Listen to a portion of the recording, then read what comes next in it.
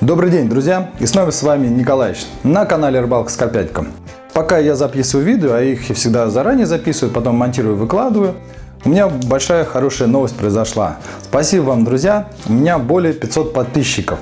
Соответственно, конкурс будет запущен, а это видео будет написано уже позже. Но в любом случае, я сегодня рад, что мой канал смотрят, что добавляются люди, и что, в принципе, кому-то полезна моя информация. А, естественно, для любого блогера очень важно вы. И, естественно, более активно в последнее время начали писать в комментариях свои комментарии, как было, не только критику, но и еще позитивные, и рассказывать свои какие-то фишки. Поэтому спасибо большое вам, друзья, что у меня есть. А сегодня я решил записать видео, такой аромат скатать. Был клубничка.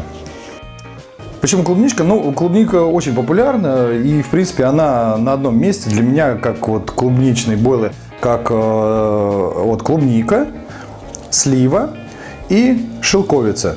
Это три основных аромата, которые ловятся в большинстве случаев. Ну, клубника и слива более рулит, естественно, по сравнению с шелковицей. Но и шелковица тоже не отстает от них. Поэтому мы готовим эти бойлы сейчас к лету. Но еще самое главное, фишка в том, что я буду их готовить, но не чисто клубничный аромат. В этот рецепт будет входить как три аромата, то есть будет клубника. Я добавлю немного мясо-костной там муки, рыбной муки, то есть немного рыбных будет тонных оттенков. Вот. И я добавлю 100 грамм порошка чесночного. То есть будет такой микс из трех ароматов. Клубника, запах чеснока, запах рыбы.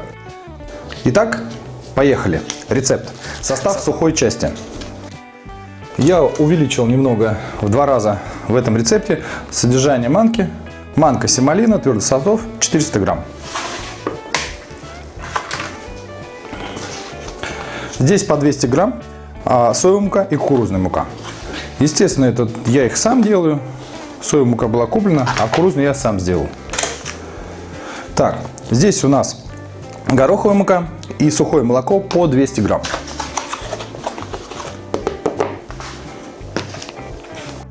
Здесь у меня пшеничная мука 200 грамм и птичий корм Берфуд 200 грамм.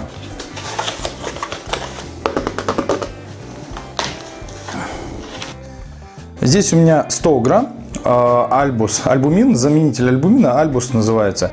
Ну, в принципе, суть одна, то есть лучше скатывается заменитель яиц, вот, и, в принципе, питательный. Также я в бойл решил добавить рыбные нотки и, естественно, у меня здесь смолотый 100 грамм пельца Red Halibut. И также я решил добавить, я раньше не добавлял в некоторые бойлы, это у меня арахис жареный, смолотый, 100 грамм.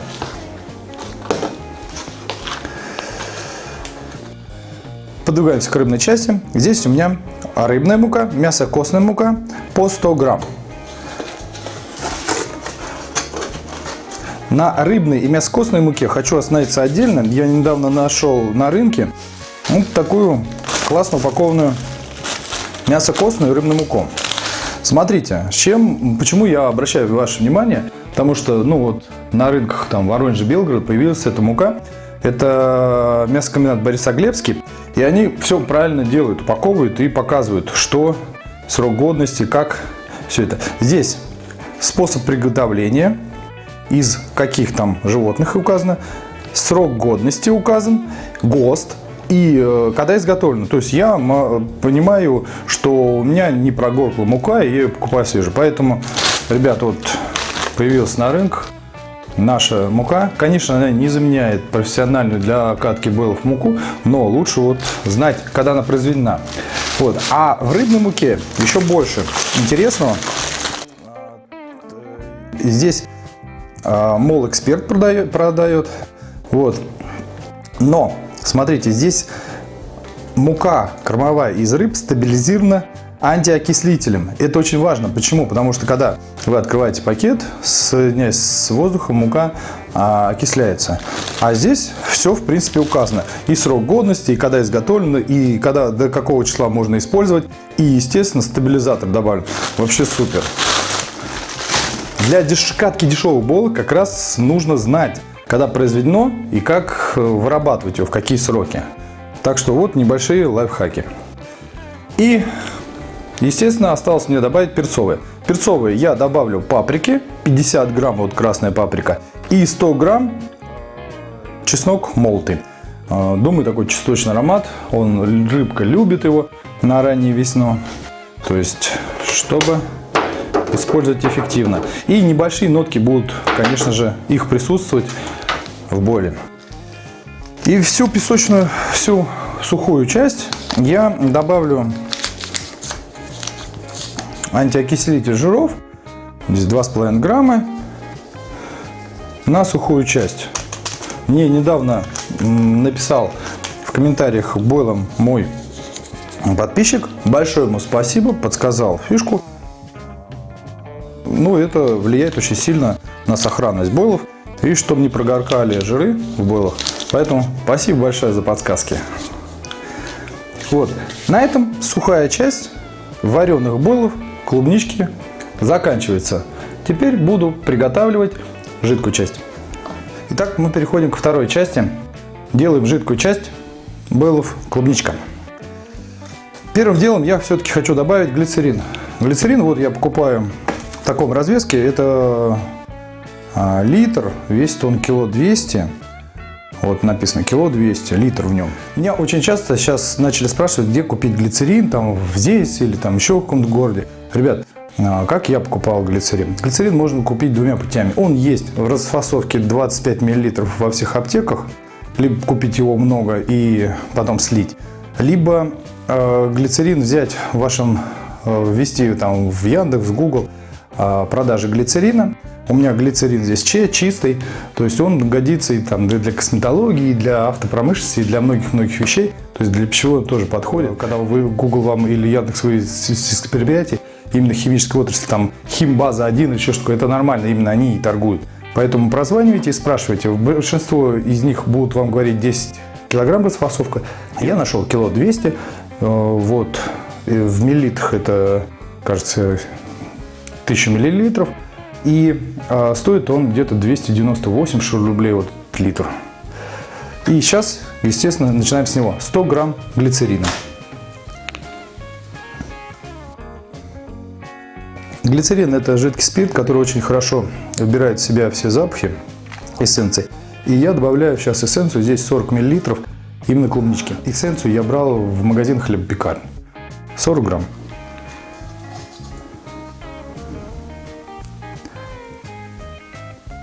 Чтобы сразу, как говорится, переболтался. Клубника будет у меня не одна.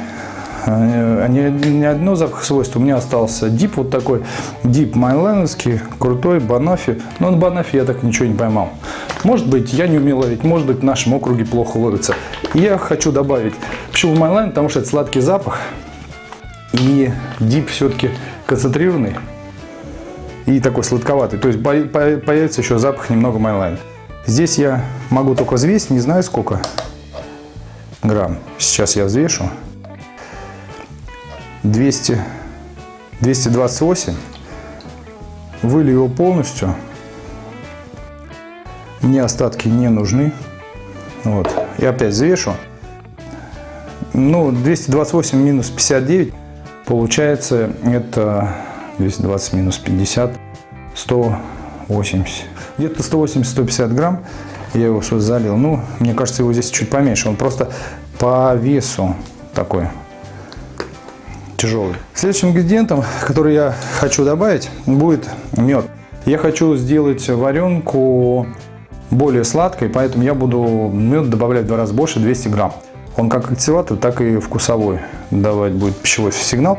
Здесь 200 грамм, я уже взвесил заранее, и я его разогрел минуту в микроволновке, можно чуть поменьше, чтобы он был жидкий. Также я буду добавлять в эту всю жидкость, у меня такая есть, фруктоза. Написано, стоит где-то 150-180 рублей в Ашане. Добавлю ее 200 грамм. Почему я делаю упор, сейчас говорю вам про сладкий. Вы когда-нибудь пробовали тесто, намешаешь и пробуешь.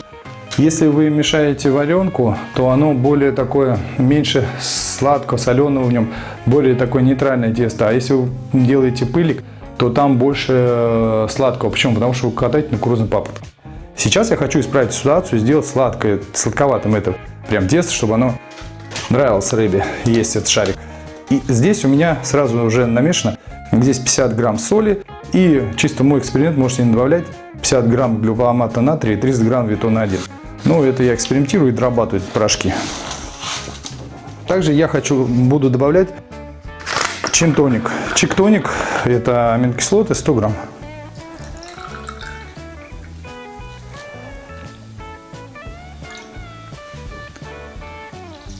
И меласса. Мелассу я буду добавлять тоже побольше, 200 грамм.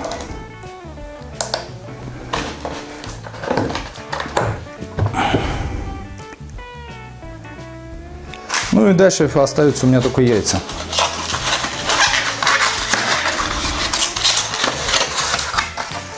Яиц я сейчас разобью сюда минимум десяток.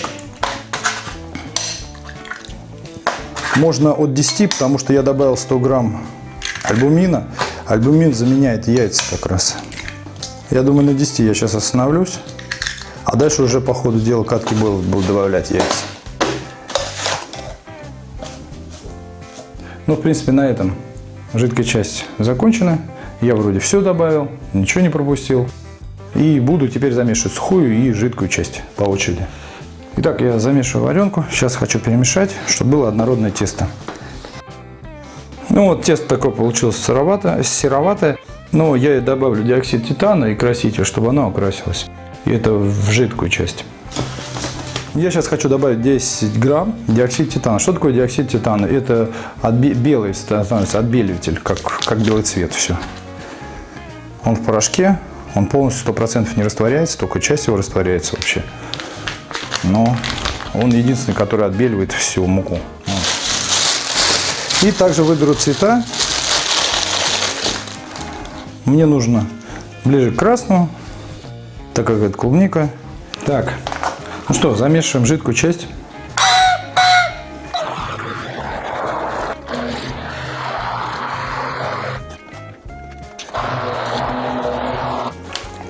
Ну вот видите, какой-то такой персиковый цвет появляется. Ну ничего, клубничка, она красненькая, либо она персиковая. Будем экспериментировать с цветами. Сейчас буду замешивать тесто. Для замеса теста я использовал вот эти перчатки, они более жесткие, меньше рвутся при замешивании теста, выдерживают нагрузку любую. Поэтому сейчас вот этим буду пользоваться. Сразу добавляю прям вот большую часть, третью или четвертую только оставляю.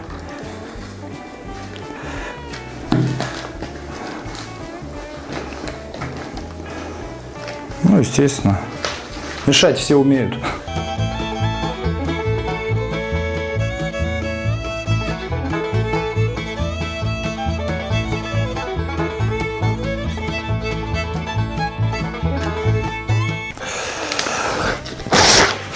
Так, друзья, готовлюсь раскатывать бойлы.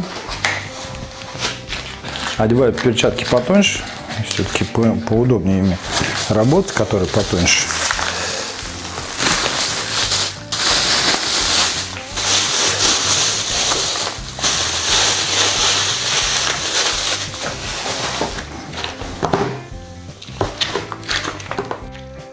Проверяю тесто, что с тестом.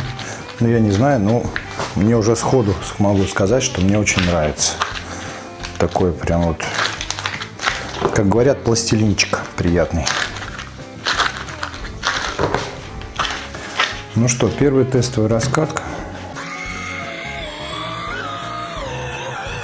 Так, первая колбаска вылезла.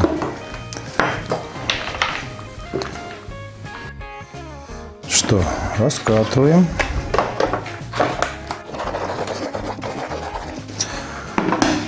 Так, 2 в утиль, а остальные получились. Ну что, не прилипли и нормально получились по форме. Единственное, что хотелось бы, чтобы он был не такой цвет, а ближе к светлому персику, но, видать, маловато. Надо было не 1 миллилитр, у меня там остаток был, а миллиметра 2-3. Ну, теперь буду знать, как пользоваться этим красителем. Персик такой есть какой-то нежный, такой персиковый. Все-таки клубничка, она более красная должна быть, ну, насыщенный цвет. Но есть один но по цветам. По последним наблюдениям моим, карп очень хорошо берет почему-то не на яркие цвета, а на бледные. А здесь он как раз и получился какой-то бледно-персиковый. Светловатый цвет, как раз на то, что сильно как раз на бледные цвета и реагирует. Почему на бледном? Потому что на черноземье много очень ила. И именно черного грунта, наверное, много. Поэтому рыба именно светловатая и выделяет для себя цвета. Ну, моя такая версия. Ну так, друзья, я скатал 3 яруса. И, в принципе, ставлю пароварку. Первую пароварку я ставлю на 20 минут, потом по 15 буду ставить, чтобы она первая прогревается. Вот, 20 минут, все. Она будет работать, варить не было. А я сейчас буду дальше катать. Итак, друзья, процесс поближе, чтобы вы все видели, потому что иногда пишут в комментариях, прилипает ли к доске, хорошо ли вылазит колбаска, как они там пылят и все остальное. Вот, ребят, смотрите, сейчас.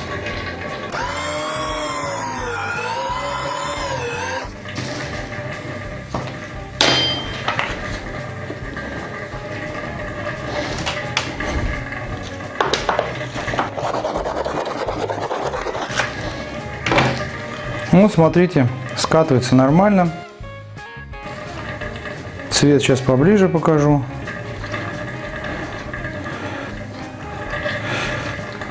Доску еще только один раз немного протер маслом, чтобы побольше было. Это не хорошо, когда много, и не хорошо, когда мало. Вот, смотрите, вот такие бойлы катаются.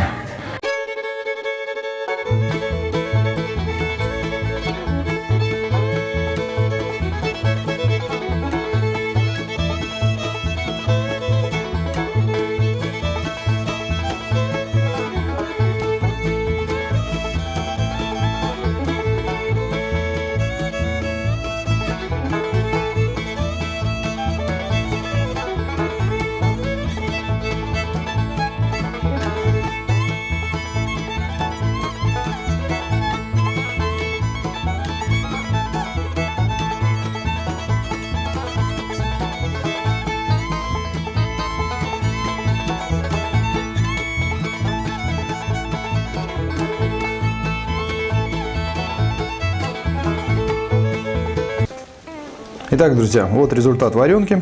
Пол ящичка. Где-то здесь 3 килограмм 300 грамм. Я, в принципе, откатался и сварил все. И у меня получились такие бойлы. Они немного такие серенькие, светлые получились. Краски надо чуть побольше добавлять. Когда добавляешь жидкую краску, она добавляет такая насыщенная, чтобы получился нормальный цвет. Потому что еще рассчитывайте, что краска будет расходоваться на тесто. Ну, у меня чуть-чуть поменьше. У меня краски было немного, там 1,5 миллилитра гелевой.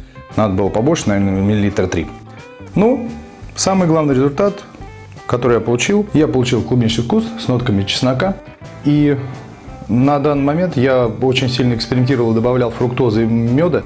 И когда катал тесто, оно получилось сладковато. Я попробовал специально.